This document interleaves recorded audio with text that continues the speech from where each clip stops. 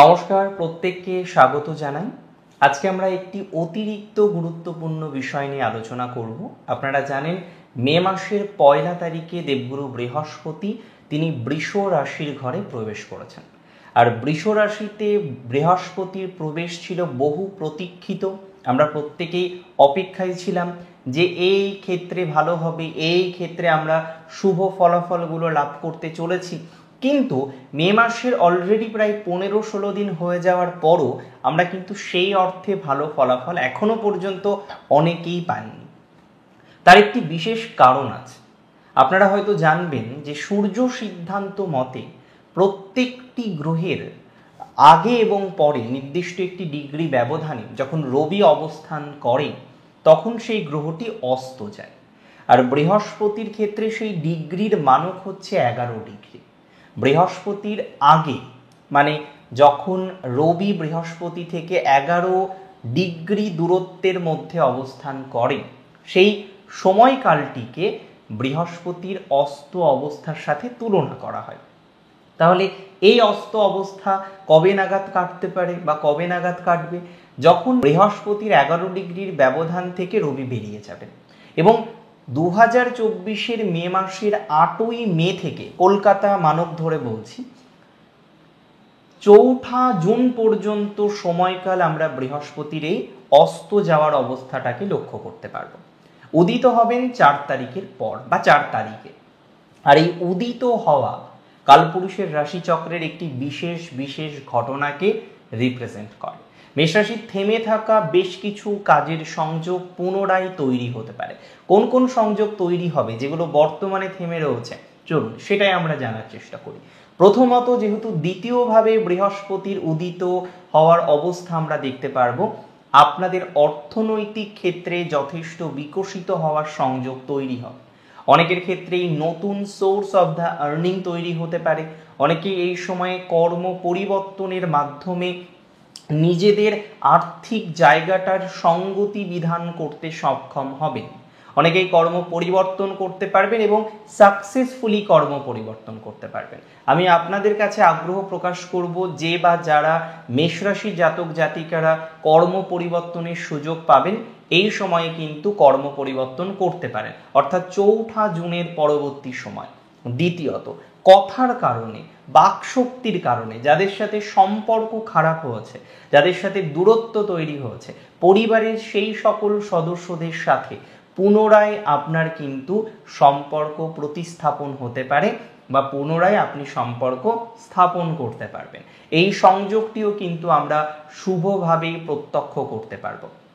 তৃতীয়ত, আমরা লক্ষ্য করতে পারবো বৃহস্পতির এই উদিত হওয়ার কারণে মেষ রাশির জাতক জাতিকাদের যথেষ্ট পরিমাণে শুভ প্রভাব আসতে চলেছে বা শুভ প্রভাব আসবে তাদের স্বাস্থ্যক্ষেত্রে বিশেষ করে যাদের রোগ ব্যাধি ইত্যাদি নিয়ে ভুগতে হচ্ছে।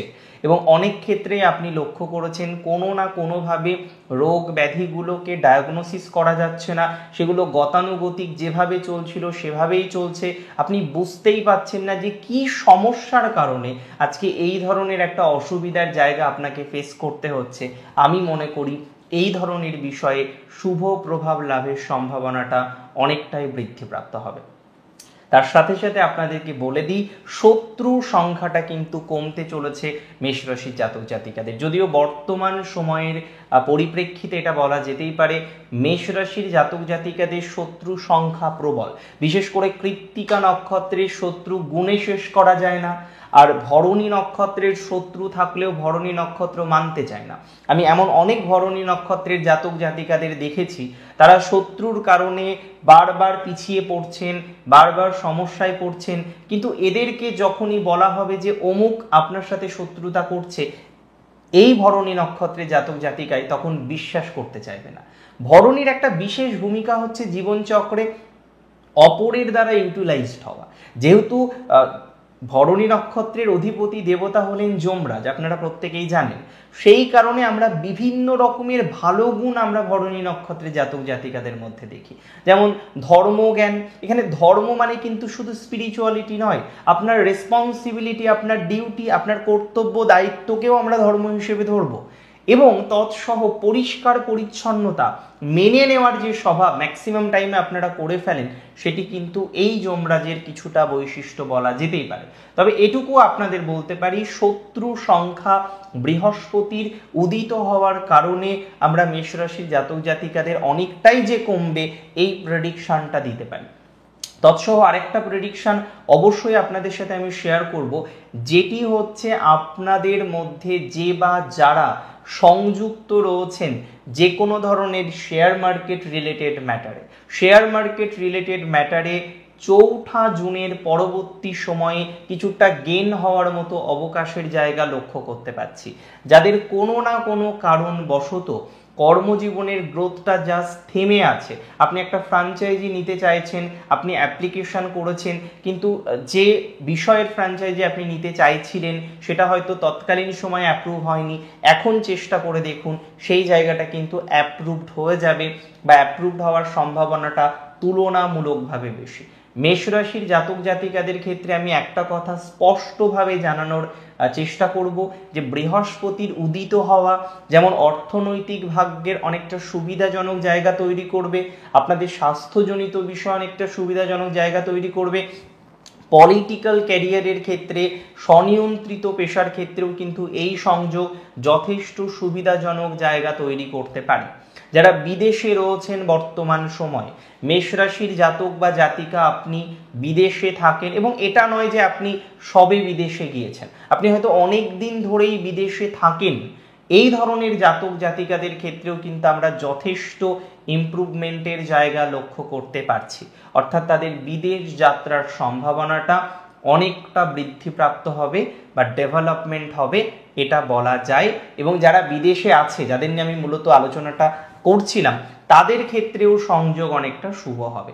যারা ভিসার কারণে একটা ডিস্টারবেন্স সিচুয়েশনে পড়েছেন, একটা ফাইন রিলেটেড বিষয়ের সাথে যুক্ত হয়ে গিয়েছেন, তাদের ক্ষেত্রে কিন্তু অতিরিক্ত চিন্তা করার কোনো প্রয়োজনীয়তা নেই।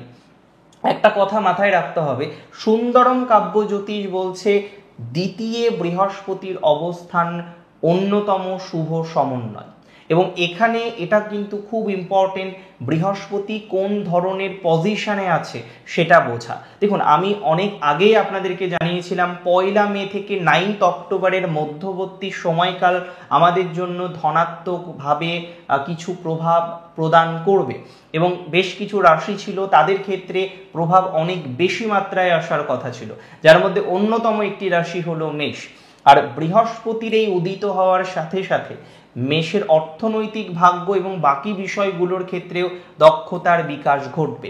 পরিবার বৃদ্ধিগত দিক থেকে যারা সমস্যায় ভুগছেন, পরিবারকে এগিয়ে নিয়ে যেতে চাইছেন কিন্তু একটা বাধা ফেস করছেন, মেডিকেল ইস্যুস চলে আসছে, কোনো প্রবলেম নেই, আপনি ডিটারমাইন করার চেষ্টা করলেন। আপনারা জানেন যে দেবগুরু বৃহস্পতি তিনি কিন্তু সন্তান কারক গ্রহ, এবং দ্বিতীয় ভাব সেটা কিন্তু পরিবার বৃদ্ধিকেও রিপ্রেজেন্ট করে। তাহলে এই বিষয়টা বুঝতে কোনো অসুবিধা আমাদের হওয়ার কথা নয় যে পরিবার বৃদ্ধি সংক্রান্ত বিষয়ে বৃহস্পতির কৃপা থাকবে বা সংযোগ রয়েছে। আমদানি রপ্তানির কারবার যারা করেন, যারা জলজ কোনো প্রাণী যেমন মাছ হতে পারে সেই প্রাণী নিয়ে আপনি কারবার করছেন, বা যারা মাংস রপ্তানি, মাংস সেল করা এগুলোর সাথে সংযুক্ত আছেন, তাদের ক্ষেত্রে ধনাত্মকতা বৃদ্ধি পাওয়ার অবকাশ রয়েছে। বেডিং এর কাজ যারা করেন, যারা যে কোনো ফ্যাশন রিলেটেড ম্যাটারের সাথে সংযুক্ত আছেন, যারা পাবলিকেশন হাউসের সাথে সংযুক্ত আছেন, যাদের ট্রেডের মূলত লক্ষ্য হচ্ছে মেডিকেল ইকুইপমেন্ট বানানো এবং সেল করা, যারা যুক্ত রয়েছেন সংবাদপত্রের সাথে, তাদের কিন্তু ইমপ্রুভমেন্ট বৃহস্পতির এই উদিত হওয়া বিশেষ সঞ্চারটি প্রদান করবে।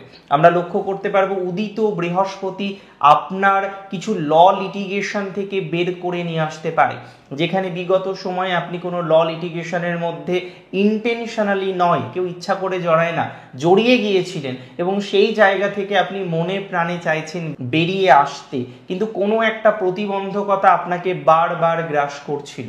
তাহলে যাদের এই ধরনের একটা সমস্যার জায়গা আছে, ল লিটিগেশনের মধ্যে জড়িয়ে আছেন, বেরোনোর জন্য চেষ্টা করছেন কিন্তু বেরোতে পারছেন না, সেক্ষেত্রে আমি মনে করি আপনাদের বেরিয়ে আসার মতো সংযোগ লক্ষ্য করা যায় বা থাকতে পারে বা থাকবে। যারা ইংরেজি সাহিত্য বা বিদেশি কোনো সাহিত্য বা ভাষা নিয়ে চর্চা করছেন, পোস্ট ডক করছেন, ডক্টরেট করছেন, তাদের সময়কালটা কিন্তু ভালো যাবে। এক্সট্রিম পজিটিভ টাইম তাদের জন্য যারা রিসার্চের সাথে সংযুক্ত হতে চাইছেন, যারা রিসার্চে কোনো বাধা বিঘ্ন ফেস করেছেন, তাদের জন্য কিন্তু পজিটিভিটির মাত্রাটা বৃদ্ধিপ্রাপ্ত হবে। যথেষ্ট পজিটিভিটির জায়গা আমরা লক্ষ্য করতে পারবো। যে বা যারা সংকটে রয়েছেন, আর্থিক সংকটে, লোনের মধ্যে ডুবে রয়েছেন এবং আপনার কাছে কোনো আশা নেই এই জায়গা থেকে বেরিয়ে আসার, আমি আপনাদেরকে বলছি এই জায়গা থেকে কিন্তু by the grace of God আপনি ঠিক বেরিয়ে আসতে পারবেন, তেমন সংযোগই কিন্তু লক্ষ্য করা যায়।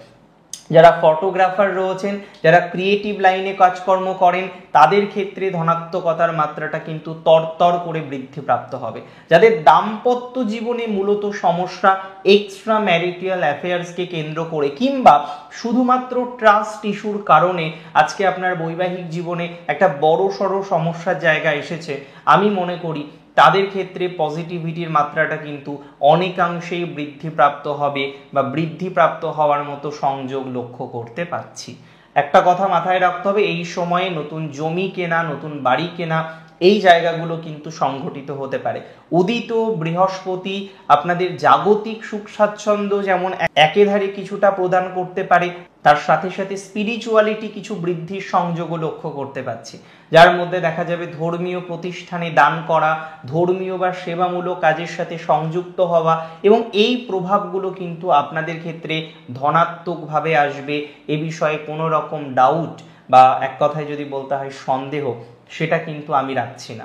সম্পর্কের ক্ষেত্রে ইমপ্রুভমেন্ট থাকছে, অনুজের সাথে, আপনার অগ্রজের সাথে সম্পর্কের জায়গাটা কিন্তু পজিটিভ হবে এবং জমি, বাড়ি, ফ্ল্যাট ইত্যাদিকে কেন্দ্র করে যে বা যারা ল লিটিগেশনে জড়িয়ে আছেন তাদের প্রবলেম কিন্তু রিজলভ হবে। পার্সোনাল লাইফের যে ইস্যুস, আপনি নিশ্চিন্তে থাকুন। জুন মাসের 4 তারিখের পর আমি মনে করি যথেষ্ট পজিটিভিটি লক্ষ্য করা যায় বা পজিটিভিটির মাত্রাটা বৃদ্ধিপ্রাপ্ত হবে। দেখুন, একটা কথা মাথায় রাখতে হবে, আজকের এই অনুষ্ঠানটি মূলত ছিল দেবগুরু বৃহস্পতি বা বৃহৎ তেজা বা ডেফিনেটলি জীবকারক প্ল্যানেট বৃহস্পতি সম্পর্কে। যে বৃহস্পতি বর্তমানে অস্ত হয়ে রয়েছেন এবং তিনি উদিত হবেন জুন মাসের 4 তারিখে, আমরা যে ফলাফলটা এক্সপেক্ট করছি বৃহস্পতির সঞ্চারে, সেটা আমরা 4 তারিখের পরবর্তী সময়ে পাবো। আজকের অনুষ্ঠান এই পর্যন্তই ছিল। আজকের অনুষ্ঠান সম্পর্কে কোনো মতামত থাকলে আমাকে জানান কমেন্টের মাধ্যমে। আর প্রচুর প্রচুর প্রচুর ভালো থাকুন, অনেক বেশি সুস্থ থাকুন। শেষ করছি আজকে এখানেই। জয় শ্রী গণেশ।